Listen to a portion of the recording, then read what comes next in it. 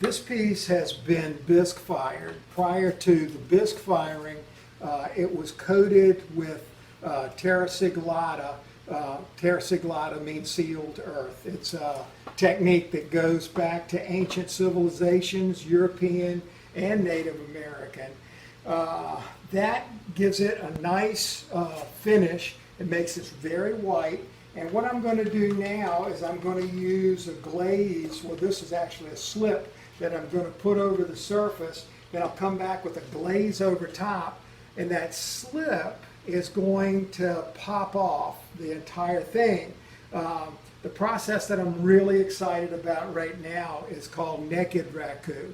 I got started with Raku years ago at Arts in the Park. I saw David Camden and Phil Chapman and just fell in love with the process. I took a class with David Camden it was a hand workshop at that time, and now it's the Visual Arts Center. David's still teaching there, and because of that experience, I ended up getting a grant and having David come to Midlothian High School where I taught forever. Anyway, we did a series of mandalas, meaning sacred shield, that are still in the hallway. Even after they redesigned the building, they made sure that those pieces end up. So anyway, David got me hooked on Raku, and then a few years later, doing research, as we all do, I fell in love with naked Raku, artist by the name of David Roberts, who's in the UK, who was a school teacher that left teaching to make ceramics, go figure. Anyway, I love what he has done with the process, and so I've gotten addicted to that. You go through a similar process. The temperature is not quite as high. We're going to do that in just a second. I'm going to let this dry for a second. All right, I'm going to switch this out. And now I'm going to come back over top of it. I need to let that dry for a second.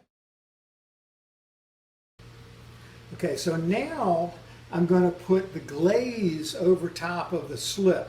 And that's going to have an impact on the firing procedure.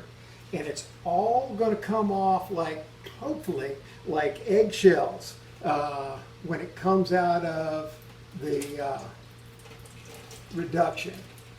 That's going to happen in just a few minutes. So I'm going to cover this whole thing.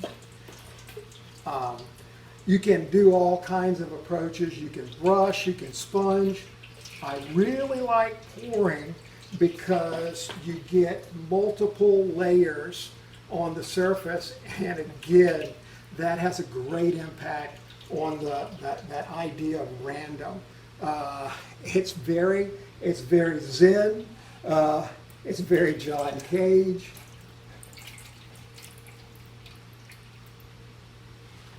And I think when I spend too much time thinking about things and overworking them, they don't turn out as interesting as I can do the planning part with the size and the shape, and it's a little spot down there.